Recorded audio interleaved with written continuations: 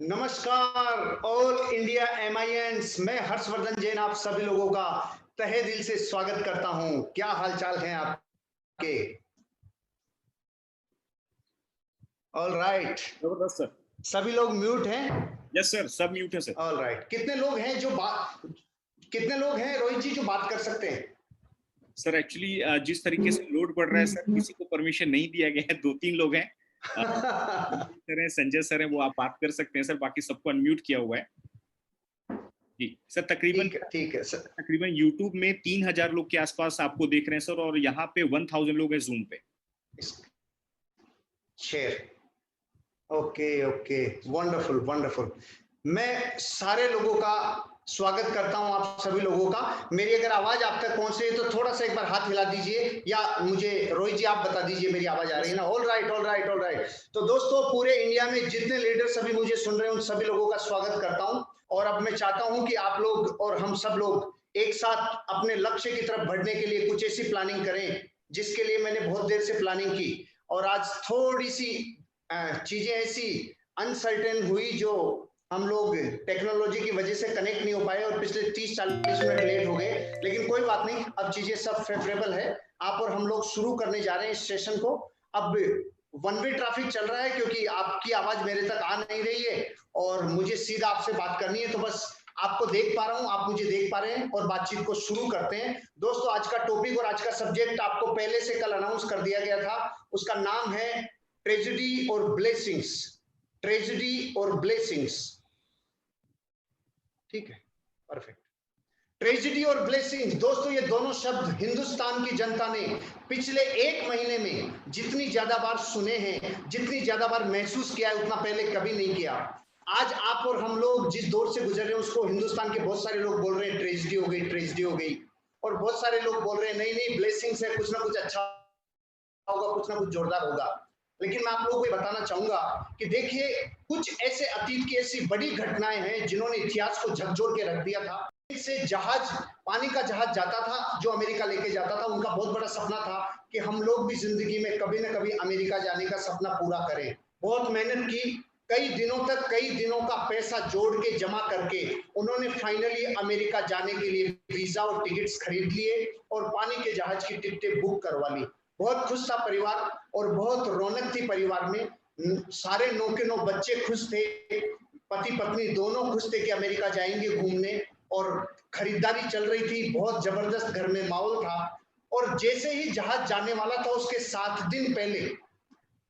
दिन पहले जो सबसे छोटा बच्चा था उनका, उसके पाँव में कुत्ते ने काट लिया। एक कुत्ता था जिसने पाँव में काट लिया, और जैसे कुत्ते ने काटा और डॉक्टर को दिखाया तो डॉक्टर बोलता है कि इस बच्चे को क्वारंटाइन करना पड़ेगा, मतलब इस बच्चे को अब अकेला रहना पड़ेगा। ये बच्चा अगले कई दिनों तक लोगों के साथ कनेक्ट नहीं हो सकता। और जैसे आज हम लोग, बहुत सारे लोग हिंदुस्तान में अपने अपने जगह पे क्वारंटाइन होकर बैठे हैं या फिर एकांत में बैठे हैं, ऐसे उस बच्चे के लिए भी आदेश दिया। तो डॉक्टर की ये बात सुनते ही पूरा परिवार सदमे में आ गया।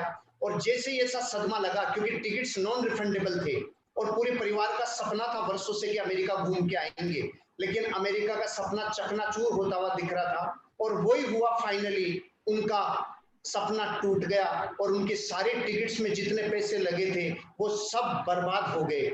अब मैं आप सब लोगों से एक चीज पूछना चाहूंगा, जब कुत्ते ने काटा होगा तब परिवार को कितना बुरा लग रहा होगा। जब टिकटों के कई हजारों रुपए उस जमाने में, ये बात है 1912 की, सन 1912 की, कई हजारों डॉलर और पाउंड उनके खर्च हो गए होंगे, तब कितना दुख हुआ होगा। और जब जहाज रवाना हो गया 10 अप्रैल 1912 को, जब जहाज रवाना हो गया तब कितना दुख हो रहा होगा। वो ढूंढ रहे थे उस कुत्ते को कि उस कुत्ते को मार दे, वो गालियां दे रहे थे प्रकृति को, वो भगवान को गालियां दे रहे थे। और 4 दिन के बाद 15 अप्रैल की अर्ली मॉर्निंग सुबह वो जहाज जिसमें वो जाने वाले थे, वो जहाज पानी में डूब गया। दुनिया उस जहाज को टाइटैनिक के नाम से जानती है।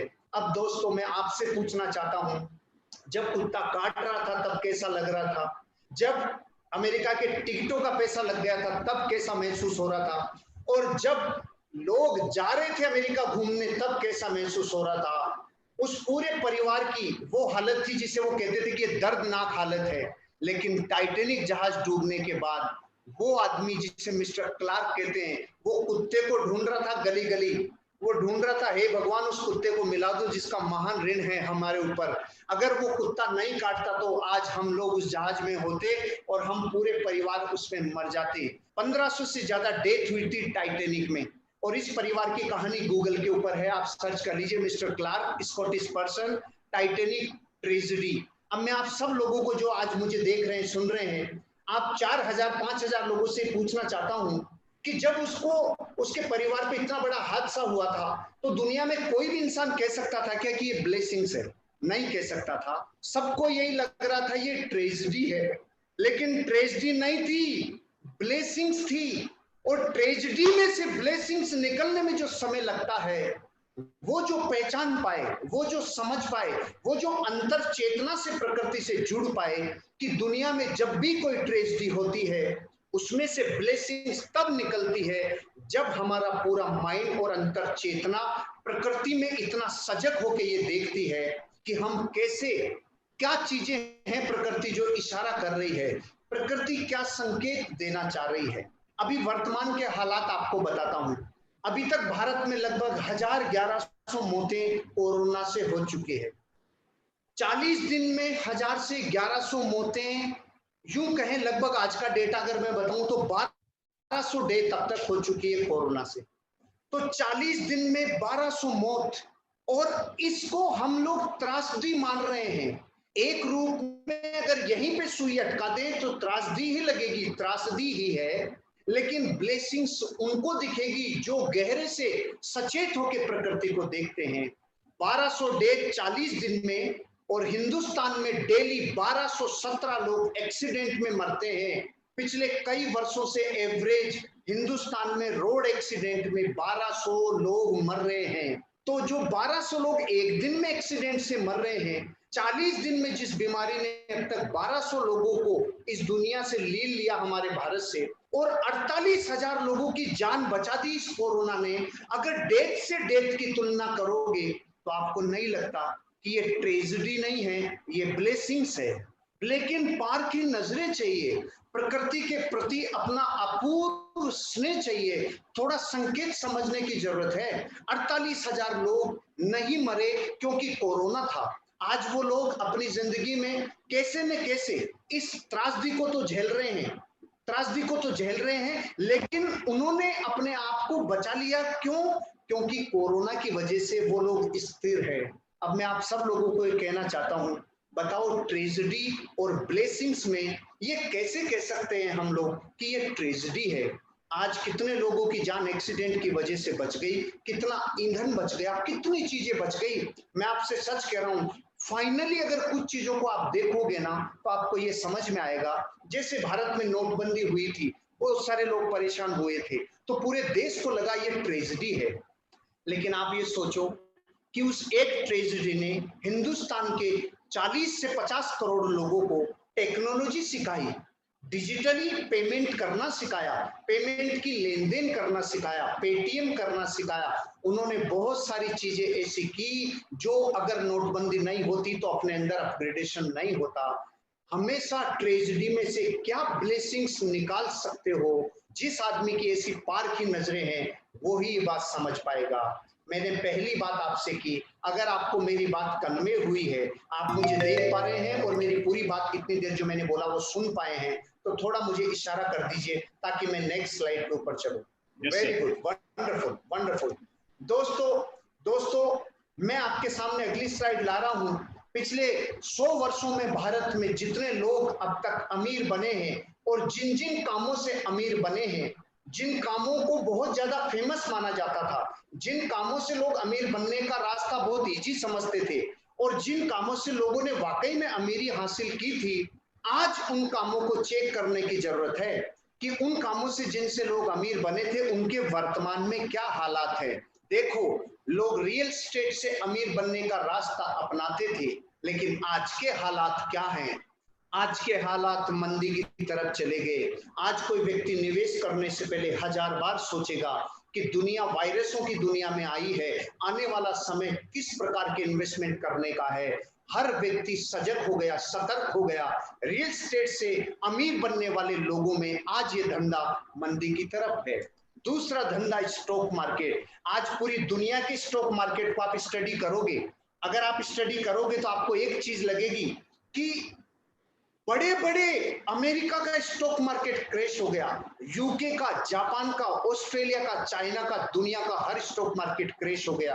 आपको क्या लगता है अब स्टॉक मार्केट से अमीर बनना इतना आसान है? नहीं है दोस्तों। एक और व्यापार था जिसे कंस्ट्रक्शन कहते हैं। था का मतलब ये नहीं है कि अब नहीं होंगे, था का मतलब है वर्तमान के सिनेरियो को अगर लंबा खींच दिया जाए, अगर ये पीरियड लंबा खिंच जाए तो आप कल्पना करो कि कंस्ट्रक्शन की हालत क्या होगी। कितने कितने रियल एस्टेट के व्यापार, कितने स्टॉक मार्केट के लोग और कितने कंस्ट्रक्शन से जितने लोग लिंक में थे, आज उनका व्यापार, उनकी हालत क्या हो गई। एक और व्यापार है फाइनेंस का। आज कोई भी आदमी किसी व्यक्ति को उधार देने से डर रहा है, कोई भी व्यक्ति अपना पैसा मार्केट में लगाने से डर रहा है। क्यों? क्योंकि फाइनेंस के व्यापार में तकलीफ आ गई। लॉजिस्टिक का व्यापार, करोड़ों लोग जिस व्यापार से जुड़ते थे वो लॉजिस्टिक का व्यापार आज मंदी की तरफ चला गया। एनर्जी का व्यापार मंदी की तरफ चला गया। दुनिया के बड़े से बड़े बाजार और बड़े से बड़ी इंडस्ट्रियों के लोग आज कहीं ना कहीं अपने आप को नीचे की तरफ ले गए और अगले कई वर्ष लग जाएंगे। आज रेस्टोरेंट का बिजनेस आप देखोगे, पब्लिक प्लेस वाले बिजनेस देखोगे, आज दुनिया के मल्टीप्लेक्स वाला बिजनेस आप देखोगे तो यहाँ लोगों की आवाजाही नहीं होगी। ये सारे वो काम थे जिससे लोग अमीर बनते थे। हेल्थ केयर का व्यापार, कंज्यूमर रिटेल का व्यापार,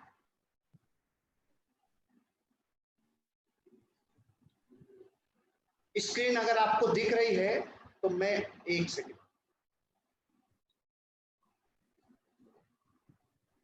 और टेक्नोलॉजी का व्यापार। अब मैं आपसे बात करने वाला हूं 9 ऐसे बड़े बिजनेस हैं जिनसे पिछले कई वर्षों में लोग अमीर और कामयाब हुए हैं, लेकिन अब इनमें से कुछ चुनने की जरूरत है। आप और हम सब लोग डायरेक्ट सेलर हैं।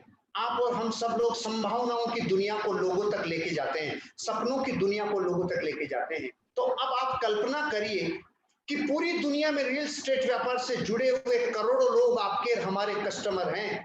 पूरी दुनिया में स्टॉक मार्केट से जुड़े हुए करोड़ों लोग आपके अब हमारे कस्टमर हैं। कंस्ट्रक्शन से जुड़े हुए करोड़ों लोग आपके हमारे कस्टमर हैं। फाइनेंस से जुड़े हुए, लॉजिस्टिक से जुड़े हुए, एनर्जी से जुड़े हुए और कई हेल्थ केयर से, इंडस्ट्री से जुड़े हुए, और कुछ लोग जो कंज्यूमर रिटेल में अब तक ऐसा व्यापार करते थे जो ऑथराइज तो था लेकिन अनऑर्गेनाइज था, उसको ऑर्गेनाइज होने में टाइम लगता था, और टेक्नोलॉजी का सहारा लेके। तो अब मैं आपको इन 9 में से 3 काम ऐसे बता रहा हूं जिसको हम रिप्रेजेंट करते हैं। पहला काम है हेल्थ केयर। आप और हम सब लोग इस बिजनेस में हैं, तो बताइए हम लोगों को हेल्थ को रिप्रेजेंट करते हैं कि नहीं करते हैं? Yes sir. आज हम हेल्थ को रिप्रेजेंट कर रहे हैं, हम कंज्यूमर रिटेल को रिप्रेजेंट कर रहे हैं, हम टेक्नोलॉजी को रिप्रेजेंट अगर कर लें, बस एक सहारा चाहिए टेक्नोलॉजी का। अगर ये सहारा ले लिया तो दोस्तों तूफान मच जाएगा। मैं कल भी आज संकेत सर से बात कर रहा था बिजनेस वॉल्यूम का। जब मुझे उन्होंने बताया 8 से 10 लाख का बिजनेस वॉल्यूम जब गया है तो मैं फिर खुश हो गया। अरे 8 से 10 लाख बिजनेस वॉल्यूम, जहां दुनिया का हर व्यापार तबाह है, अरबों रुपए की इंडस्ट्री रियल एस्टेट में जीरो मुनाफा है, स्टॉक मार्केट जीरो मुनाफा, कंस्ट्रक्शन जीरो मुनाफा, फाइनेंस जीरो मुनाफा, लॉजिस्टिक्स, एनर्जी जीरो मुनाफा। हमारा बिजनेस फिर 10 लाख बिजनेस वॉल्यूम। और मैं वादा कर रहा हूं आपसे, अगले 2 वीक में 17 मई से पहले पहले इस लॉकडाउन में हम लोग जरूर इस बिजनेस वॉल्यूम को 30 लाख बिजनेस वॉल्यूम क्रॉस करेंगे, 40 लाख बिजनेस वॉल्यूम क्रॉस करेंगे, जो एवरेज बिजनेस वॉल्यूम माना जाता था। तो दोस्तों ये स्लाइड मैंने आपको इसलिए दिखाई है ताकि आप में से बहुत सारे लोग एक प्रश्न पूछते हैं, अब सर हम कैसे करें, हम क्या करें? अरे ये प्रश्न अपन पूछेंगे, ये महाबेवकूफी का प्रश्न है। रिटेल बिजनेस अपना है, हेल्थ केयर को अपन रिप्रेजेंट करते हैं, सिर्फ टेक्नोलॉजी का सहारा लेना है। आज ये टेक्नोलॉजी से आप और हम जुड़े हुए हैं, सिर्फ टेक्नोलॉजी का सहारा लेना है भैया, और हम दुनिया के सबसे ज्यादा ग्रोइंग इंडस्ट्री में अपना नाम लिखवा लेंगे, दुनिया की सबसे ज्यादा ग्रोइंग कंपनी में हम अपना नाम लिखवा लेंगे। हमें सिर्फ टेक्नोलॉजी को अपने बिजनेस पे लागू करना है, क्योंकि हम कंज्यूमर रिटेल में हैं, हम हेल्थ केयर को भी रिप्रेजेंट करते हैं, हमें सिर्फ ये काम करने हैं। तो नेक्स्ट स्लाइड के ऊपर चलें, उससे पहले मैं पूछना चाहता हूं, ये पूरी स्लाइड आप तक कन्वे हुई? Yes sir. ऑलराइट, थोड़ा इशारा भी कर देंगे मुझे? ऑलराइट ऑलराइट ऑलराइट दोस्तों, लिखते जाइएगा, क्योंकि अब यही अपने आरटीपी हैं और यही अपने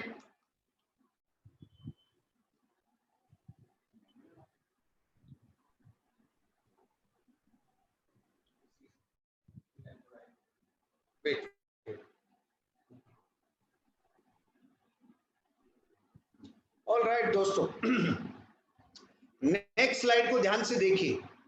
नेक्स्ट स्लाइड कह रही है, अगर अमीर और कामयाब बनना है तो अब अगला स्टेप चुन लीजिए। पहले तो मैंने आपको ये बता दिया कि ये इस वक्त चल रहा है जो समय, ये डायरेक्ट सेलर के लिए ट्रेजेडी नहीं है, ये एमआई के डिस्ट्रीब्यूटर के लिए ट्रेजेडी नहीं है, ये ब्लेसिंग्स है। आप जो मुझे हजारों लोग अभी सुन रहे हैं, इनमें से जो लोग पहली स्लाइड को ओवरकम करके मुझ तक आ गए, जो ये मान चुके हैं कि ये ट्रेजेडी नहीं है, ये ब्लेसिंग्स है, ये बुरा वक्त नहीं है, इसमें से अपॉर्चुनिटी को निकाल के आगे बढ़ना है। जो उससे निकल के बाहर आ गए, उसको अगली बात समझ में आई होगी कि दुनिया के 9 बड़े व्यापार में अब हम लोग वो हैं जो अपने व्यापार को तेज गति से बढ़ाने वाले हैं। अब जो स्लाइड आपके सामने है, ये बहुत इंपॉर्टेंट स्लाइड है, इसका स्क्रीनशॉट ले लीजिए या लिख लीजिए एक बार।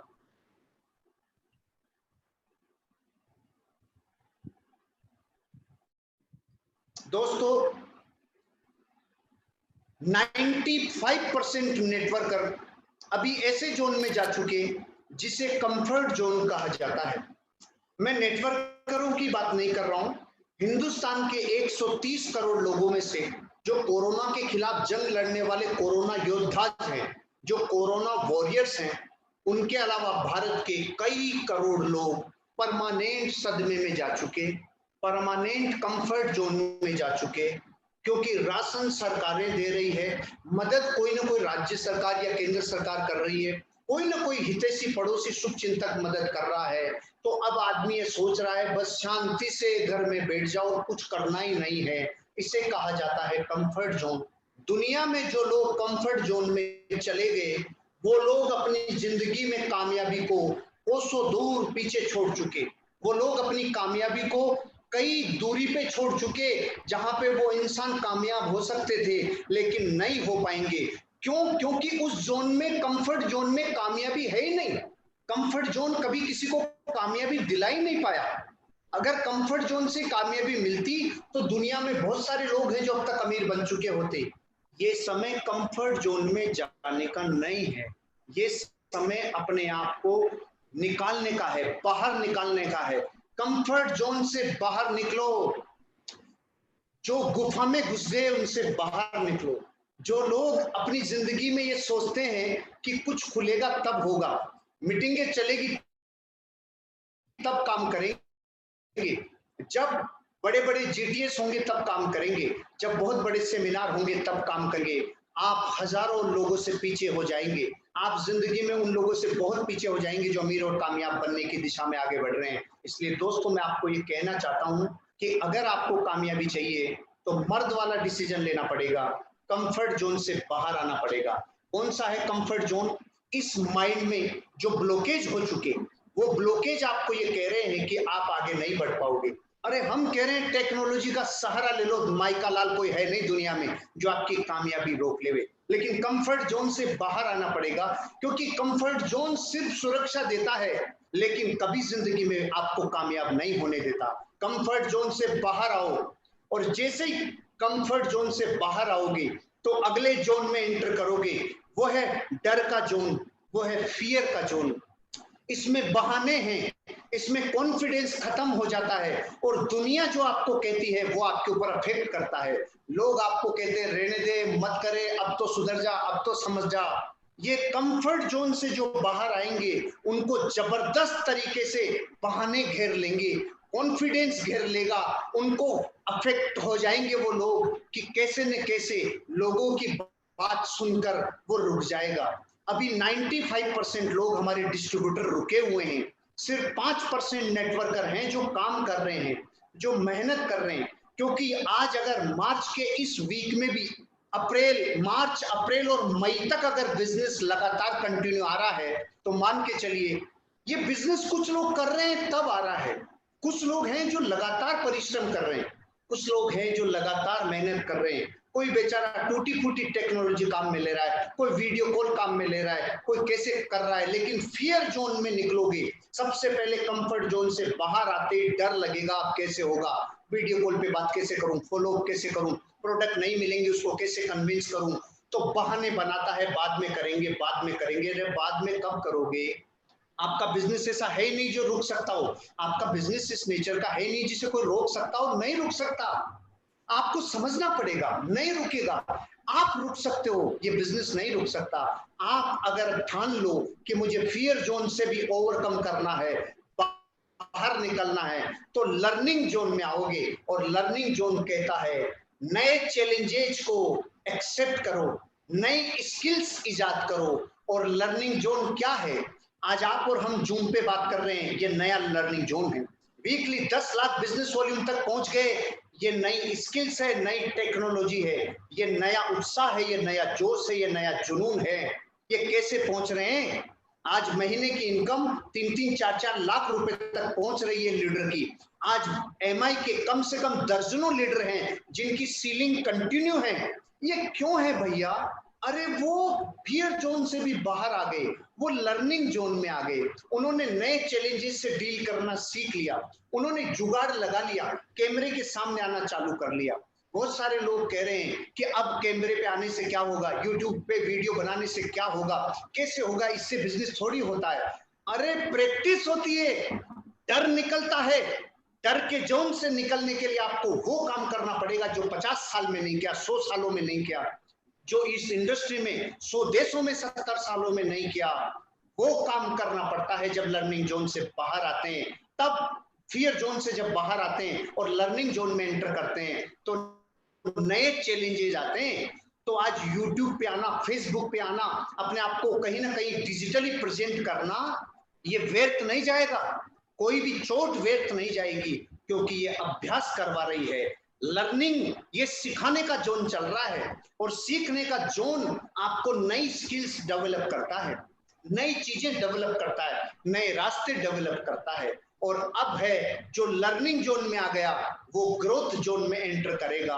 और ग्रोथ जोन वो है दोस्त जहां सपना वापस जी लिया जाता है, जहां पर्पज वापस याद आ जाता है, जहां गोल्स दोबारा सेट हो जाते हैं। एक बार आप इस स्लाइड का स्क्रीनशॉट ले लो, इस स्लाइड को परमानेंटली लाइफ में सेव कर लो ताकि आपको ये बात समझ में आए। क्योंकि ग्रोथ जोन में वही आ सकता है जो लर्निंग जोन में आएगा। अगर कोई सोचे लर्निंग जोन में नहीं आऊंगा, फियर जोन में नहीं जाऊंगा, कंफर्ट जोन में नहीं, डायरेक्ट ग्रोथ जोन में, कभी नहीं होगा। हर ग्रोथ जोन वाला आदमी लर्निंग जोन से होता हुआ गुजरेगा। यूट्यूब पे अपने आप को प्रेजेंट करना होगा, फेसबुक पे अपने आप को प्रेजेंट करना होगा, अपने आप को हर एक डिजिटल प्लेटफॉर्म पे लॉन्च करना होगा, बार बार कैमरे के सामने दिन में 10 बार 20 बार आना होगा, बार बार लोगों को प्लान दिखाना होगा। ये लर्निंग जोन है। और जो डर के गुफा में बैठ गए, कोप भवन में चले गए, वो कभी भी लर्निंग जोन में नहीं आ पाएंगे। इसलिए दोस्तों, अपने सपनों को और अपने उद्देश्य को अगर जीना है, अपने सपने को वापस हवाएं देनी है, इस ट्रेजेडी का काल जो लोगों को लग रहा है, इसमें भी अगर ब्लेसिंग्स निकालनी है दोस्तों, तो आपको ग्रोथ जोन में आना होगा। इसलिए ग्रोथ जोन में आने के लिए अपनी तैयारी करो। थोड़ी एनर्जी ले लेता हूं, तब तक आप लिख लो।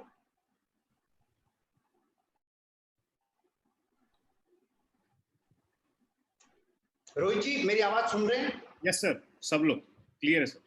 All right, all right.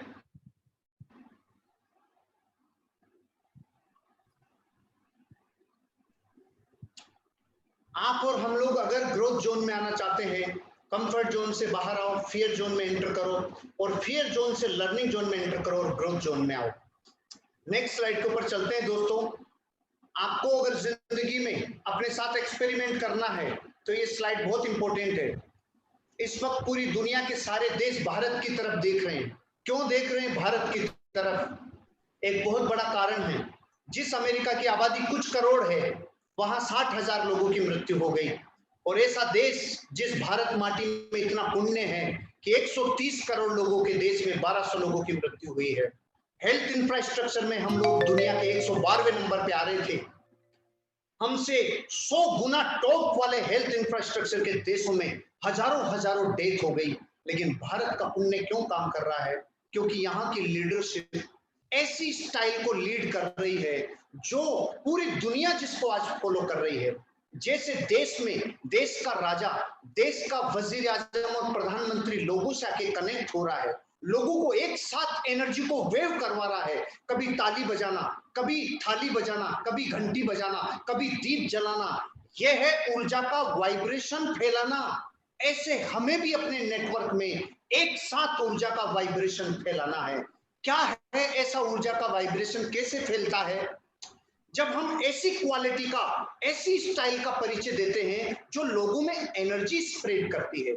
आज अगर टेक्नोलॉजी का सहारा नहीं लिया होता, आज संकेत सर ने ये डिसाइड नहीं किया होता कि हम 1000 लोगों को, 5000 लोगों को आज एक साथ इकट्ठा करके इस बिजनेस के बारे में बात करें, तो क्या आज आप 5000 लोग अपने घरों में बैठ के कुछ क्रिएटिव कर रहे होते? नहीं कर रहे होते। आज डिसीजन लिया, कल हम महाराष्ट्र के और देश के और लोगों के साथ भी, मैं 5000 लोगों के साथ जुड़ा था। मैं डेली दिन में 5 से 10,000 लोगों के साथ डेली कनेक्ट हो रहा हूँ, वो मुझसे कनेक्ट हो रहे हैं और हम रोज सृजन कर रहे हैं। हम बैठ के आराम नहीं कर रहे, हम दाढ़ी बढ़ा के रेस्ट नहीं कर रहे, हम कोप भवन में नहीं जा रहे। मैं दिन में 10 घंटे बात कर रहा हूँ रोज। इतना तो मैं उस वक्त काम नहीं कर रहा था, इतना उस वक्त नहीं बोल रहा था, इतने मेरे वोकल कोर्ड्स पे सूजन उस टाइम नहीं आई थी जितनी अब आ रही है। ये लीडरशिप है भैया। अब अब लीडर बनना होगा, लीडर के गुणों का विकास करने के लिए अपनी शैलियां डेवलप करनी होगी। ऐसी लीडरशिप शैलियां डेवलप करनी होगी जो दुनिया के सक्सेसफुल लोग फर्क फर्क टाइम पे करते हैं। देखिए ग्राफ बताता हूं आपको लीडरशिप शैलियों का। इस दुनिया में लीडरशिप की स्टाइल होती है basically 3: motivational style, power style और सुपरवाइजरी स्टाइल। लिख लीजिए एक बार।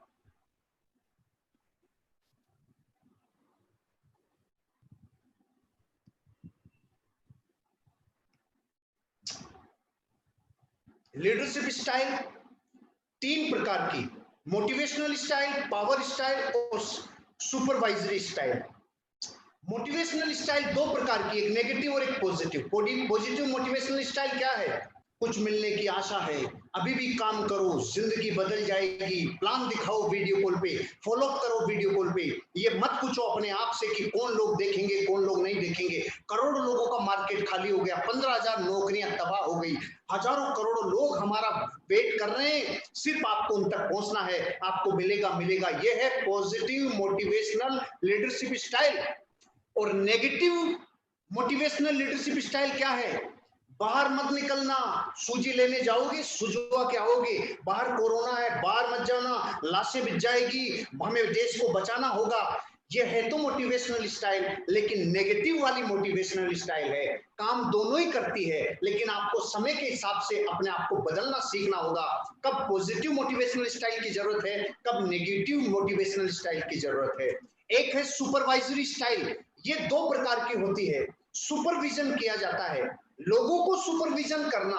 आज हर एनटीसी एंड अबाउ लीडर, हर आरटीसी एंड अबाउ लीडर, यूं कहूं हर एसटीसी एंड अबाउ लीडर अपने आप को मार्केट में लॉन्च कर चुका। मैं ऐसे ऐसे लीडर्स को जानता हूं जो बेचारे स्टेज से नहीं बोल सकते थे, लेकिन यूट्यूब पे दहाड़ रहे हैं, डिजिटल प्लेटफॉर्म पे दहाड़ रहे हैं, जबरदस्त लोगों से कनेक्ट हो रहे हैं और तूफान मचा रहे हैं मार्केट में, क्योंकि उन्हें अपने लोगों की चिंता है। वो काम कर रहे हैं जो नए प्रयोगों से गुजरता है, वो लोगों को सुपरविजन में ला रहे हैं। और कुछ हैं जो प्रोडक्शन ओरिएंटेड कर रहे हैं, जैसे हमारी कंपनी के सारे रीजनल मैनेजर्स, हमारी कंपनी के वाइस प्रेसिडेंट, हमारी कंपनी का पूरा मैनेजमेंट, सीईओ, सीओ, पूरा ऊपर का टोटल मैनेजमेंट आज प्रोडक्शन के ऊपर ध्यान दे रहा है। हम प्रोडक्ट कैसे पहुंचाएं, लोगों को कैसे प्रोडक्ट की जानकारी देवें, कैसे प्रोडक्ट ट्रेनिंग करवाएं। ये सब चीजें सुपरवाइजरी स्टाइल में आती है। आपको और हमें मोटिवेशनल की दोनों स्टाइलें अपने अंदर डालनी होगी, सुपरवाइजरी दोनों स्टाइल, लोगों को भी केयर करना, लोगों की भी संभाल करना, लोगों से भी कनेक्ट होना, लोगों की भी देखभाल करना, और अपना प्रोडक्शन, आपका हमारा प्रोडक्शन क्या है? बिजनेस वॉल्यूम जनरेट होना। आपका हमारा प्रोडक्शन क्या है? लोगों को रिक्रूट करना, नए लोग बिजनेस में लाना, रिपर्चेज का ध्यान रखना, लोगों को प्रोडक्ट के डेमो, लोगों को प्रोडक्ट के यूज और लोगों को प्रोडक्ट के जितने रिजल्ट्स मिले हैं वो सारे प्रोडक्ट की चीजें हमें लोगों तक पहुंचाना, ये हमारा बिजनेस वॉल्यूम जनरेट करेगी। लोगों से कनेक्ट होना पीपल ओरिएंटेड लीडरशिप कहलाएगी। इसलिए लीडरशिप की 4 स्टाइल बता दी, 2 मोटिवेशनल स्टाइल वाली, 2 सुपरवाइजरी स्टाइल वाली। अब 3 स्टाइल है जो पावर स्टाइल में काउंट होती है। ऑटोक्रेटिक, डंडे से चलने वाली, निरंकुश वाली, राजतंत्र वाली लीडरशिप, अभी इसकी जरूरत नहीं है। Democratic leadership, democratic leadership style क्या है? सब लोगों को साथ लेना, डिसीजन में सब लोगों को शामिल करना, एक दूसरे से कनेक्ट होना। और एक है फ्री रेन, तुम जैसे हो वैसे रहो, संसार चलता रहेगा, दुनिया जाए भाड़ में, कुछ पता नहीं है, जो होगा वो देखा जाएगा, सब अपने अपने संभालो भैया, किसी का कुछ पता नहीं है क्या होगा। ये स्टाइल की भी जरूरत नहीं है, ये फ्री रेंज स्टाइल है। इसमें इंसान जिंदगी में लोगों को स्वतंत्र छोड़ देता है। नहीं, हमें इन 7 लीडरशिप स्टाइलों से ऊपर की एक ऐसी स्टाइल को अभी ग्रहण करना है जो सबसे ज्यादा आपको मार्केट में परिचय करवाएगी, आपको बिजनेस में आगे बढ़ाएगी। वो इन सब की बाप है और उसका नाम है सिचुएशनल लीडरशिप। ऐसी स्टाइल जो सिचुएशन के अकॉर्डिंग बदल जाती है। मैं पिछले 40 दिन में मोटिवेशनल की दोनों स्टाइल्स का परिचय ले रहा हूं। जहां नेगेटिव वाली काम कर रही है वहां नेगेटिव कर रहा हूं। कौन सी चीजें जो मोटिवेशन देगी नेगेटिव रूप में, मैं पॉजिटिव वाली मोटिवेशनल स्टाइल को भी काम में ले रहा हूं। जहां होप हो, गेन हो और फियर ऑफ लॉस हो, ये वाली समय के हिसाब से काम में ले रहा हूं। सुपरवाइजरी में हर ग्रुप के साथ काउंसलिंग करना, हर एक लीडर के साथ काउंसलिंग करना, अपने लोगों से कनेक्ट होना, उनको वो सारे हथियार बताना, उनको वो सारी चीजें बताना जो टेक्नोलॉजी की मदद से बिजनेस ला सकती है। मैं ओरिएंटेड हूं लोगों के लिए और प्रोडक्शन के लिए। मैं अभी चारों स्टाइल काम में ले रहा हूं। और अब आपको बताता हूं सिचुएशनल लीडरशिप। इस दुनिया में इस सिचुएशन को कोई आदमी बेनिफिशियल में कन्वर्ट कर पाएगा जो सिचुएशनल लीडरशिप की 4 लीडरशिप में से एक स्टाइल को काम में लेगा। पहली लीडरशिप स्टाइल है डायरेक्टिंग, लोगों को निर्देश देना। अभी जरूरत नहीं है, ज्ञान बांटने की जरूरत नहीं है, उपदेश देने की जरूरत नहीं है, उपचार देने की जरूरत है। इसलिए मैं जब भी आपसे बात कर रहा हूं डायरेक्टली उपचार दे रहा हूं। डायरेक्टली मेरी मीटिंग, पूरी मीटिंग का हिस्से को निचोड़ के देखोगे तो एक जगह खत्म होती है, आपके यहाँ बिजनेस वॉल्यूम कैसे जनरेट हो, आपके यहाँ धन कैसे जनरेट हो, आपके घर में खुशियां कैसे जनरेट हो, हमारे प्रोडक्ट का मूवमेंट कैसे हो। सारी ट्रेनिंग को निचोड़ोगे तो डायरेक्शन वाली नहीं है, कुछ ऐसी है जो आगे आएगी। दूसरी है कोचिंग, कोचिंग वाली सिचुएशनल लीडरशिप। डायरेक्टिंग लीडरशिप है टेलिंग वाली, कोचिंग वाली लीडरशिप है सेलिंग वाली। यहाँ आइडिया सेल किया जाता है, लोगों को आइडिया सेल करके उनको कनेक्ट किया जाता है, लेकिन इन दोनों की भी जरूरत नहीं है। और तीसरी लीडरशिप की एक ऐसी स्टाइल है जिसकी वर्तमान में पूरे देश को जरूरत है, वो है सपोर्टिंग लीडरशिप। और चौथी लीडरशिप की स्टाइल है जो आपको डेलीगेट करने के लिए कहती है। और डेलीगेट करना, नियुक्त करना लोगों को, वो नियुक्त करने का काम अभी बाद का है, बाद में कर देंगे। अभी पूरे देश के हर आदमी के लिए ये बात लागू होती है, हर नेटवर्कर के लिए, हर बिजनेसमैन के लिए, हर एक मानव मात्र प्राणी के लिए सपोर्टिंग लीडरशिप की जरूरत है। अरे सपोर्ट करो रे, हमें सपोर्ट करना है अपने लोगों को, हमें सपोर्ट करना है अपनी ऑर्गेनाइजेशन को, हमें सपोर्ट करना है अपनी इंडस्ट्री को, हमें सपोर्ट करना है हमारे देश की इकोनॉमी को, हमें सपोर्ट करना है हमारे घर की अर्थव्यवस्था को, हमें सपोर्ट करना है। अभी सपोर्ट का माहौल चल रहा है। और सपोर्ट कैसे कर सकते हैं? जैसे मैं आप 5000 लोगों से आज बात कर रहा हूं तो मैं आपको ये बताने की कोशिश कर रहा हूं बिजनेस वॉल्यूम कैसे जनरेट होगा, आपका चेक कैसे बनेगा। आपका अगर चेक बना तो देश की अर्थव्यवस्था में आपने बहुत अभूतपूर्व सपोर्ट दे दिया। इसलिए सपोर्टिंग लीडरशिप को काम में ले, सपोर्ट करो, सो मत। वो इंसान जो घर में बैठा है 40 दिन से और एक भी प्लान नहीं दिखाया, उसको पीढ़ियां कभी माफ नहीं करेगी, प्रकृति कभी माफ नहीं करेगी। ये समय टेक्नोलॉजी को यूज करने का है, सपोर्ट करने का है ग्रुप को। वो आदमी जिसने अब तक आकर प्लान नहीं दिखाया, मैं ऐसे लोगों को जानता हूं जिन्होंने पिछले वर्षों में कभी प्लान नहीं दिखाया, लेकिन बेचारे अभी टेक्नोलॉजी से प्लान दिखा रहे हैं। और मैं कई लोगों को देख रहा हूं जो वर्षों से प्लान दिखा रहे थे लेकिन अब प्लान दिखाना बंद कर दिया, ये गलत है। लोगों से कनेक्ट होना बंद कर दिया, ये गलत है। और कुछ लोग तो ऐसे थे जो ना तो पहले कभी कुछ उखाड़ पाए थे, ना अब कुछ उखाड़ पाएंगे, ना बाद में कुछ कर पाएंगे। बहुत सारे लोग कह रहे लॉकडाउन निकल जाने दो, हम इतिहास बनाएंगे। अरे काय का इतिहास बनाओगे? जो बुरे समय में लीडरशिप का परिचय नहीं दे पाया वो खाक लीडर है। वो खाक क्या उखाड़ेगा दुनिया का? वो खाक कभी कोई कंट्रीब्यूशन दे पाएगा? अरे लीडरशिप है, एक भी ज्वाइनिंग नहीं आए चलेगा, लेकिन आप प्लान दिखा रहे हो कि नहीं दिखा रहे हो, ये इंपॉर्टेंट है, ये आपका कंट्रीब्यूशन है। आज जो भी लोग कुछ कर रहे हैं उनका कुछ लोग मजाक उड़ा रहे हैं, बहुत सारे लोग मजाक उड़ा रहे हैं, लो करके दिखा दो, ऐसे होगा क्या?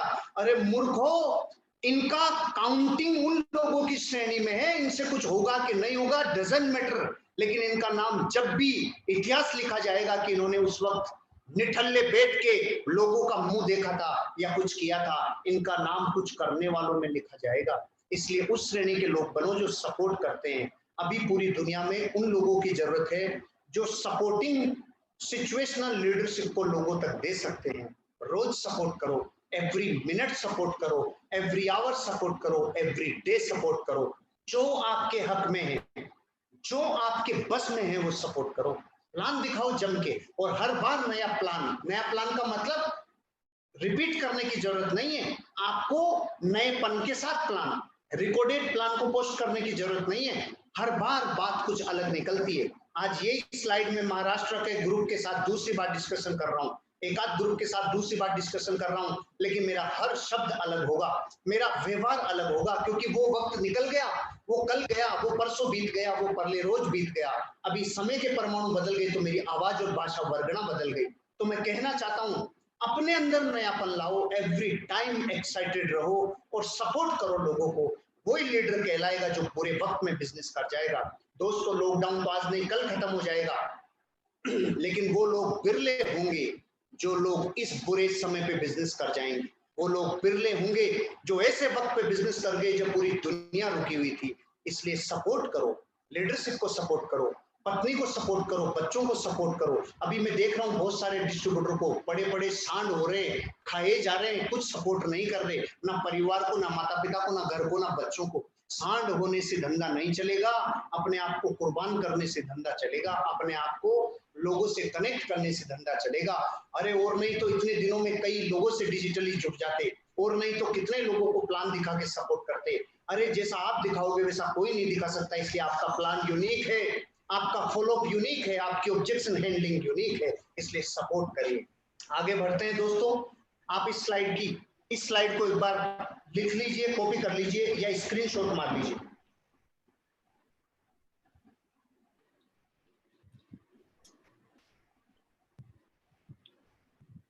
रोहित जी कनेक्ट है अपन लोग? यस सर, सब कनेक्ट है सर, देख रहे हैं। Very good, very good. आगे बढ़ते हैं सर जी। सर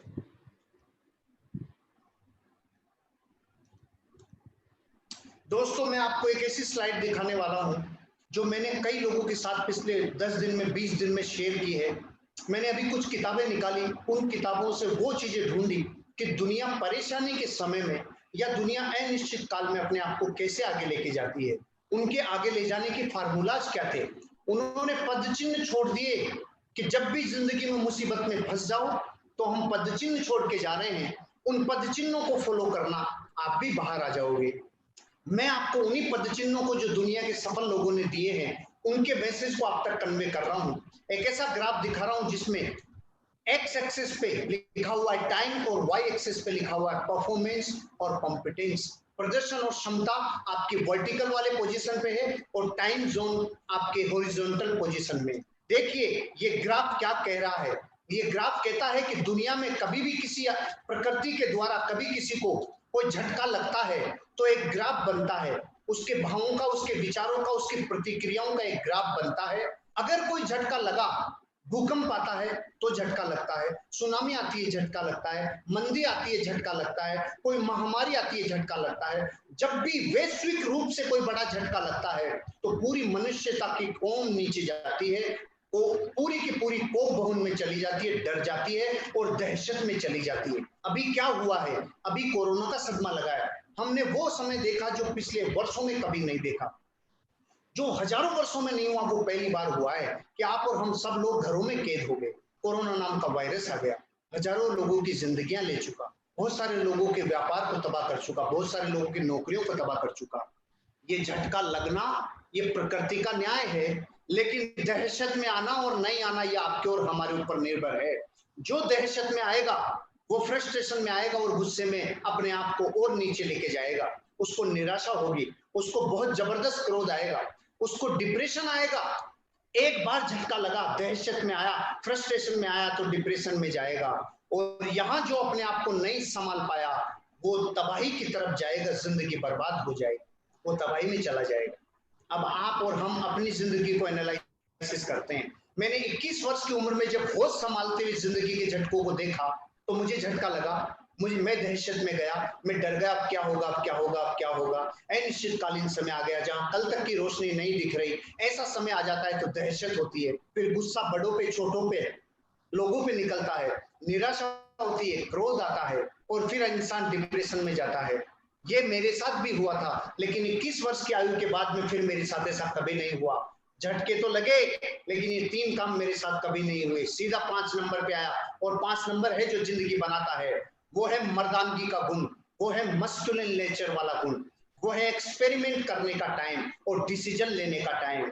अगर आप सदमे से गुजर रहे हो, झटके से गुजर रहे हो, लेकिन दहशत में मत आओ, घबराओ नहीं, फ्रस्ट्रेशन में मत आओ, डिप्रेशन में मत आओ, सीधा प्रयोग करो, नए प्रयोग करो, नए निर्णय लो। और अभी सबसे बड़ा नया प्रयोग हिंदुस्तान के हर एक डिस्ट्रीब्यूटर को जो करना चाहिए वो एकमात्र प्रयोग है, कैमरे के सामने अपने आप को बार बार लाना, अभ्यास करना, बार बार लाना, अभ्यास करना, डिजिटली लोगों से जुड़ना, रोज प्लान दिखाना। आज इस पूरी मीटिंग में अभी 5000 लोग जुड़े हुए हैं। आप कल्पना करो, एक आदमी दिन में 5 लोगों को प्लान दिखाने का प्रयोग करे तो 5000 इंटू 5, दिन में 25,000 प्लान होंगे। एक दिन में 25,000 प्लान होंगे, और 25,000 प्लान पर डे होंगे तो महीने में कितने होंगे? 7.5 लाख प्लान होंगे। सोचो, बड़े बड़े पीपीएसएस होते थे, बड़े बड़े एसएलएसएल, बड़े बड़े जीटीएस, बड़े बड़े आरटीपी और एलडीपी, तब भी इतने प्लान नहीं होते थे जितने प्लान अब हो सकते हैं। अरे जाने का, आने जाने का कई करोड़ों मिनट हमने कॉमन बचा लिए, आने जाने का करोड़ों रुपए का ईंधन हमने बचा लिया, कनेक्ट होने में जो समय लगता था वो बचा लिया। ये प्रयोग क्यों नहीं करते? ये क्यों नहीं दिख पा रहा आप लोगों को? जिनको दिख रहा है वो तो बिजनेस वॉल्यूम ला रहे हैं, जिनको दिख रहा है वो उनका चेक बन रहा है, जिनको दिख रहा है उनको खुशी हो रही है। आप कल्पना करो कि इस वक्त जो प्रयोग कर रहा है उसको कुछ ना कुछ मिल रहा है। मेंढक के लिए विज्ञान कहती है जमीन में चाहे 100 फीट हो नहीं मरता, लेकिन दही में अगर गिर जाए तो मर जाएगा। 2 मेंढक दही की भगोनी में गिर गए, और दही की भगोनी में गिरते एक मेंढक ने सोचा आज तो मरना तय है, हम मरेंगे, और दूसरे मेंढक ने देखा अब मरना तो है ही, प्रयोग करने में क्या जाता है। उसने हाथ पांव हिलाना चालू किया, हाथ पांव हिलाना चालू किया, इतना तेज हिलाया, मौत को नजदीक देख के इतना तेज हिलाया कि दही मक्खन बन के ऊपर आ गया और वो जंप मार के बाहर आ गया। अरे कब प्रयोग करोगे भैया? मैंने तो जिंदगी में हमेशा प्रयोग किए। जब मेरी फॉर्च्यूनर डूबी और 7 लाख का नुकसान सामने देखा था, मैंने प्रकृति के साथ प्रयोग किए। जब मेरा व्यापार तबाह हुआ था 2012 में, तब मैंने प्रयोग किए थे। जब हमारे व्यापार के ऊपर 2013 में फिर संकट आया, हमने प्रयोग किए थे। 2016 में संकट आया, हमने फिर प्रयोग किए। लेकिन कोरोना के काल में तो 22 मार्च को लॉकडाउन एक दिन का, 24 मार्च से लॉकडाउन लगातार बढ़ता चला गया, और हमने पहले दिन से प्रयोग चालू किया। तो जहां लाखों बिजनेस वॉल्यूम आ रहा था वहां जीरो नहीं हुआ, जीरो से ऊपर की तरफ उठते चले गए।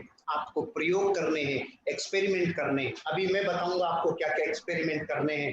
पहले 6 नंबर का पॉइंट बता दूं, एक्सेप्टेंस और इंटीग्रेशन, स्वीकार्यता और एकीकरण। एक बार इस स्लाइड का स्क्रीनशॉट मार लीजिए और लिखने वाले लिख लीजिए। कनेक्ट है अपन Rohit ji? Yes sir, done. Alright, जितने लोग मुझे सुन पा रहे हैं, देख पा रहे हैं, एक बार इशारा कर देंगे।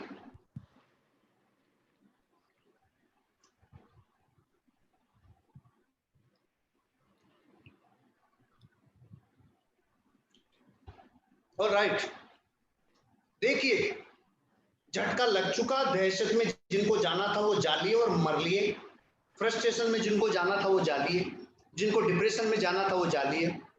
और आप में से अभी भी कोई इन 4 चीजों का आनंद लेना चाह रहा है तो ले लो, आपको जितना मजे लेने हैं ले लो। हम तो 5वें पे और 6ठे पे आ गए। हम 5वें पे और 6ठे पे 40 दिन से हैं। हम 5वें पे और 6ठे पे 40 दिन से हैं भैया, 40 दिन से हैं। 40 दिन से लगातार प्रयोग कर रहे हैं और मैं आप लोगों को पूरे विश्वास के साथ कहना चाहता हूं, हम 40 दिन में कितना आगे आ गए, हम 40 दिन में कितना बड़ा अचीवमेंट कर चुके। हम 40 दिन में लगभग पूरे देश में मेरे नेटवर्क से लगभग 50 लोग और उनकी टीम के कुछ लोग, ये कितना आगे आ चुके ये वक्त बताएगा।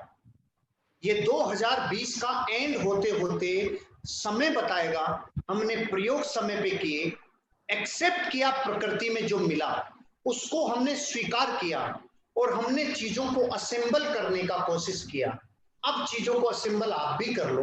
कैसे असेंबल करना है, आपको अपनी लाइफ में देखना है कि मैं जिस हिस्से का योगदान दे सकता हूं वो दूं।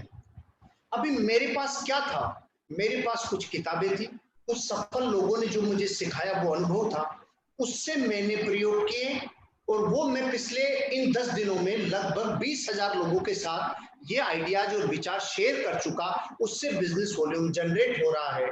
हमने प्रयोग किए, एक्सपेरिमेंट किए, सक्सेस हासिल की। अब repetition is the only way to learn and succeed. जो सफल प्रयोग हो गए उनको रिपीट करने का समय आ गया। आपको और हमें रिपीट करना है। क्या रिपीट करना है, हमें एक्सपेरिमेंट को रिपीट करना है। पहले एक्सपेरिमेंट करना। जो लोग आज मुझे पहली बार सुन रहे हैं, जो आज पहली बार कनेक्ट हो रहे हैं, जो अब तक सदमे से बाहर नहीं आ पाए, अब तक फ्रस्ट्रेशन निकाल रहे हैं गली के कुत्तों पे, अब तक फ्रस्ट्रेशन निकाल रहे हैं किसी दूसरे पे, किसी व्यक्ति पे, किसी व्यक्ति विशेष पे, अब तक डिप्रेशन का आनंद ले रहे हैं, उनका मैं कुछ नहीं कह सकता। लेकिन जो लोग अब कनेक्ट होके ऊर्जावान हो रहे हैं, जो कह रहे हैं कि मैं अब जिंदगी में कुछ करूंगा, जो कह रहे हैं कि अब मैं नए प्रयोग करूंगा, क्योंकि मैं नए प्रयोग करने वाले व्यक्ति से आज मिला हूं। दोस्तों, मैंने नए प्रयोग किए, लीडर्स ने नए प्रयोग किए, सबने नए प्रयोग किए। ये जूम एप्लीकेशन 40 लोगों की 40 मिनट का काम करती थी, आज हम हजारों लोग जुड़ चुके, कई घंटों तक जुड़े रह सकते हैं। ये प्रयोग ही तो था। संकेत सर ने पूरा सॉफ्टवेयर परचेज कर लिया, ये प्रयोग है। पूरे ग्रुप की मदद हो रही है, ये उनका सपोर्टिंग नेचर है। आज हम सब लोग कनेक्ट हो रहे हैं। मेरे घर पे आज इंटरनेट ने धोखा दे दिया, जबरदस्त तरीके से डिस्कनेक्ट हो गया, तो मैं गांव में से, खेतों में से, पहाड़ों में से चल के संजय जी के पास पहुंच के अगर आपको ये दे सकता हूं, ये बात आपसे कर सकता हूं, तो आप कल्पना करो कि जिंदगी में जो इंसान के पास जो है वो सपोर्ट करो, जिसके पास जो है वो डिसीजन ले, जो अपने हिस्से का योगदान कर सकते हो। तो क्या करो अपने हिस्से का योगदान। अपने हिस्से का पहला योगदान, वीडियो कॉल पे आना चालू करो, डेली 5 लोगों को प्लान दिखाना चालू करो, अपने आप को सारे डिजिटल प्लेटफॉर्म पे लॉन्च करो। आप जितना ज्यादा रोज लोगों से कनेक्ट होंगे उतना ही बिजनेस वॉल्यूम होगा। नए एक्सपेरिमेंट क्या करो, कैमरे के सामने अपने आप को फ्रेमिंग करना चालू करो। फ्रेमिंग किसे कहते हैं, इससे ऊपर इतना हिस्सा दिखना चाहिए, पूरी छत दिखने की जरूरत नहीं है। ये फ्रेमिंग सीखो। लेफ्ट में आपको बहुत बड़ा हिस्सा दिखाने की जरूरत नहीं है, राइट में दिखाने की जरूरत नहीं है, और जितना कन्वीनियंट हो वहां तक आपको दिखाना चाहिए। इसको कहते हैं बेस्ट फ्रेमिंग। कैमरे पे अपने आप को लाना, कैमरे पे अपने आप को प्रेजेंट करना एक कला है। इस कला को सीखने का एक ही मंत्र है कि कैमरा कहाँ रहना चाहिए। जो कैमरे की सही पोजीशन सीख गया वो प्लान दिखाने में नहीं डरेगा, वो फियर जोन से लर्निंग जोन में आ जाएगा। और कैमरा यहाँ रहना चाहिए। कैमरे की जो हाइट है, अभी जैसे मैं बैठा हुआ हूँ, घर पे रहता हूँ, मैं कुर्सी पे बैठा हूँ, अभी मैं संजय जी के यहाँ बेड पे बैठा हूँ, तो मैं आपको कितना फ्रेमिंग दिखा रहा हूँ। मैं एक बार अपने आप को देखता हूँ, देखिए मैं कितनी फ्रेमिंग में हूँ। आपको बेड नहीं दिख रहा, आपको इस तरह की चीजें नहीं दिख रही, आपको इस तरफ का वातावरण नहीं दिख रहा। ये क्या है, ये चीजें कहती है कि मैं आपके सामने बेस्ट फ्रेमिंग में हूं, मैं कनेक्ट हूं आपसे, मेरे लाइट सामने की तरफ है।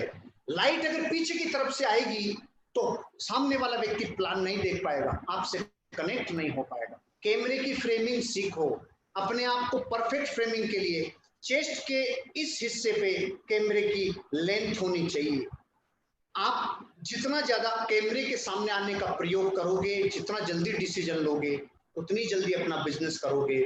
और मैं जो आपको सिखा रहा हूँ, अगर ये सीख गए तो मैं आपको एक चीज कह रहा हूँ, जब पूरी दुनिया पेट्रोल डीजल जला के और कई घंटों दौड़ दौड़ के नेटवर्क बना रही होगी और लॉकडाउन खुल चुका होगा, तब भी आप बापू बनोगे, तब भी आप बिजनेस वॉल्यूम लेके आओगे। क्यों?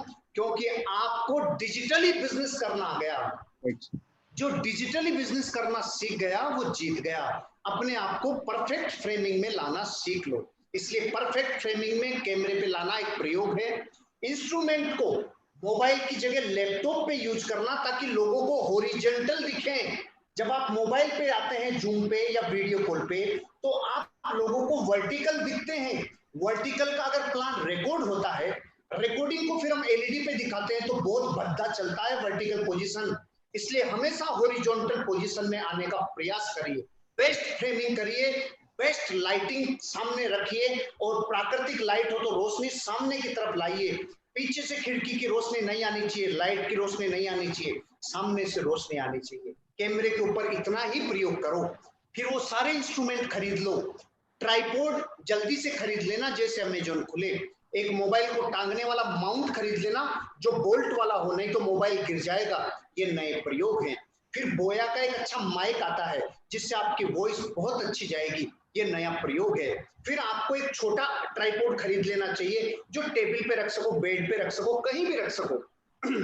अभी जिंदगी बिल्कुल इजी है, लेकिन प्रयोग करोगे तब होगे। आपको नए प्रयोग करने का डिसीजन लेना चाहिए। रोज सुबह जितने बजे उठते थे उससे 1 घंटा पहले उठने लग जाओ, रोज जितने बजे नहाते थे उससे पहले नहाने लग जाओ। अपने आप को रोज सुबह पहले अप टू डेट दाढ़ी वाड़ी करके बिल्कुल चिकन बन के रेडी हो जाओ। क्यों? क्योंकि अपने आप को मार्केट में लॉन्च करना है भैया। हम वर्षों से घर में रहे तो माथे में ये घुस गया। माथा हमारा ये सोचता है कि मार्केट में जाएंगे तब ही नहाएंगे, कुछ काम में नहीं है तो क्यों नहाएंगे, कुछ काम में नहीं है तो क्यों फॉर्मल ड्रेस कोड पहनेंगे। अरे घर ही व्यापार है, घर ही ऑफिस है, घर ही शोरूम है, घर ही अब हमारा मंदिर है इस बिजनेस को करने का। इसलिए अपने आप को रोज अप टू डेट रखो, क्योंकि माहौल ड्रेस कोड से बनता है। अगर लुंगी में बैठ के, पजामे में बैठ के, बनियान में बैठ के धंधा करोगे, ये धंधा नहीं होगा। आपको अपने आप को अप टू डेट रखना होगा, अपने आप को बिल्कुल कंप्लीटली रेडी करना होगा, ताकि लोगों के सामने आप बिजनेस को रिप्रेजेंट कर सको। तो ये है नए प्रयोग जो आपको करने चाहिए। और कुछ चीजें ऐसी हैं जो आपको असेंबल करने में और हेल्प करेगी, जो मैं आपको बताता हूं। ये जो बैकग्राउंड है, जो बैकग्राउंड है, जिस कलर का बैकग्राउंड है उस कलर के कपड़े नहीं पहने। आज मैं मेरे घर पे जब प्रैक्टिस करने वाला था इसकी, तो मेरे पीछे डार्क बैकग्राउंड था और टी शर्ट मैंने लाइट पहनी थी। यहाँ आके मैंने कोट उतार दिया, फ्री हो गया, तो संयोग से पीछे भी डार्क, पीछे भी लाइट है और यहाँ भी लाइट है। आपको ऐसा नहीं करना। अगर लाइट कपड़े पहन रखे हैं तो डार्क बैकग्राउंड, अगर बैकग्राउंड लाइट है तो कपड़े डार्क पहन लो, जैसा सहूलियत हो। और बैकग्राउंड कितना चाहिए? कुछ लोग कहते हैं हमारे बैकग्राउंड ही अच्छा नहीं है, हम क्या दिखाएंगे। अरे कुछ भी लगा ले, कपड़ा बेडशीट लगा ले, कुछ भी लगा ले भैया, कुछ भी नया प्रयोग करो। जब तक नया प्रयोग नहीं करोगे तब तक नहीं होगा। इसलिए आपको नए प्रयोग करने ही चाहिए। नए प्रयोग करोगे तभी ये बिजनेस होगा और आपको ग्रोथ मिलेगी। इसलिए नए प्रयोग करिए और स्वीकार्यता के साथ आगे बढ़ते चले जाइए। ये है बैकग्राउंड। अब आपको नया प्रयोग क्या करना है? इंटरनेट का बैकअप रखिए, इंटरनेट का बैकअप रखिए और जबरदस्त तरीके से लोगों से कनेक्ट होने के लिए संसाधनों का यूज करिए। जिस एप्लीकेशन पे आप कनेक्ट होते हैं, चाहे व्हाट्सएप का वीडियो कॉल हो, चाहे आप जूम एप्लीकेशन हो, चाहे कोई भी कॉन्फ्रेंस कॉल वाली व्यवस्था हो या जैसी भी आपके पास हो, इसकी कंप्लीट प्रैक्टिस करिए, इसको स्टडी करिए, इसके फंक्शंस को समझिए। ठाले मत बैठो, घर पे ठाले मत बैठो, कुछ ना कुछ करते रहो। कुछ ना कुछ करोगे तो जरूर फलोगे, कुछ ना कुछ करोगे तो जरूर फलोगे भाई साहब। लेकिन कुछ भी नहीं करोगे तो कुछ भी नहीं होगा। क्योंकि देखो, चल नहीं, अगर दौड़ नहीं सकते तो किसी ने कहा है चलो, चल नहीं सकते हो तो घिसो, अरे घिस भी नहीं सकते हो तो रेंगो चाहिए। लेकिन जिंदगी में कभी भी ठाले और निठल्ले मत बैठो, क्योंकि रुका हुआ पानी और रुका हुआ इंसान दोनों सड़ जाते हैं। आपको तैयारी करनी चाहिए, आपको प्रिपरेशन करनी चाहिए। सीधा झटका लगा है, 5वें पे आ जाओ। आपको 5वें पॉइंट पे आना है, सीधा प्रयोगों पे आना है। आप जितना जल्दी प्रयोग करोगे उतना जल्दी बिजनेस में कामयाब होगे। और हर व्यक्ति जूम का यूज कर सकता है। वो अपने प्रोस्पेक्ट को एक साथ लोगों को इनवाइट करके जूम के ऊपर भी प्लान शो कर सकता है। जैसे आज हम लोग अभी तक डिस्ट्रीब्यूटर कनेक्ट हो रहे हैं, अभी तक केवल डिस्ट्रीब्यूटर कनेक्ट हो रहे हैं, लेकिन अगर आपने एक व्यक्ति को 1 to 1 दिखाया, दूसरे व्यक्ति को 1 to 1, तीसरे व्यक्ति को 1 to 1, चौथे व्यक्ति को, अगर आपने 7 दिन में 50 लोगों को प्लान दिखा दिया है, तो 50 के 50 लोगों को फिर यहीं पे, जैसे अपन पहले 1 to 1 करते हैं, फिर जीटीएस में लेके जाते हैं, फिर आरटीपी में लेके जाते हैं, फिर कहीं ट्रेनिंग प्रोग्राम में लेके जाते हैं, ऐसे ही करो। पहले 1 to 1 करो, फिर जबरदस्त सब लोगों को जूम के ऊपर ले लो, फिर जूम के ऊपर किसी लीडर को भी प्रेजेंट करवाओ, लाइव प्लान दिखाओ। और लाइव प्लान दिखाने के लिए संजीव जी, वो है फोल्डर, अपना फोल्डर, बिजनेस फोल्डर। मैं आपको ये बताना चाहता हूँ, बहुत सारे लोग इस कश्मकश में फंसे रहते हैं। फोल्डर नहीं, कोई बात नहीं, आ जाएगा। प्रोडक्ट लीफलेट, ब्रोशर, कोई भी बुक, कोई सी बुक भी होगी तो चलेगी। देखिए, एक प्रयोग करिएगा। बहुत सारे लोग क्या सोचते हैं, सर टेक्नोलॉजी आती नहीं, हम अगर वीडियो कॉल पे आते हैं तो प्लान कैसे दिखाएं, हमारी स्लाइड सामने नहीं आती। अरे रो मत भाई, रो मत, ऐसे दिखाओ जैसे मैं दिखा रहा हूं। आप ये दिखाओ, उसको यूं करके दिखाओ। एम आई दिखा रोहित जी?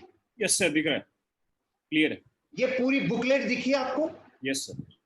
अब जब ये दिख सकती है और इस पे साफ लिख रहा है, आप अपने शरीर का ख्याल रखें, तो ही शरीर आपका ख्याल रखेगा। समझ में आई? दिख रहा है सर। तो इससे प्लान दिखा दो ना, यूं कर करके इससे प्लान दिखा दो ना, यूं।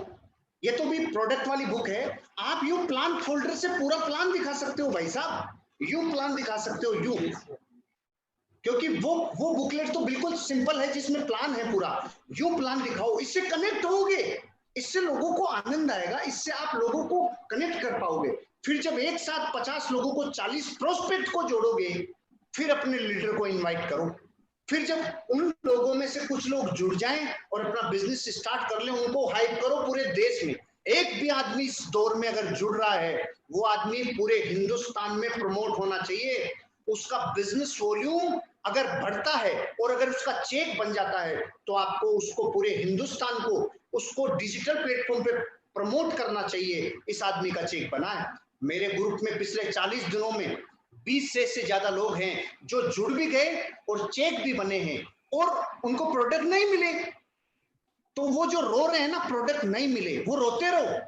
इनको 2,10,000 मिलेगा, इनको वीकली इनकम मिलेगी, प्रोडक्ट एक साथ ले लेंगे, बाद में ले लेंगे।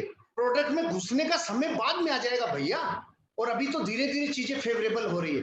लेकिन प्रयोग करो, जितने प्रयोग करोगे उतना बड़ा बिजनेस होगा। तो आज के बाद जो सदमे में जाते हैं, उनको दहशत में जाना मना है। मैं पर्सनली आपसे अपील कर रहा हूं, दहशत में मत जाओ, डरो मत। किस्तों का क्या होगा? अमेरिका की किस्तें किधर गई? बर्बाद हो गया।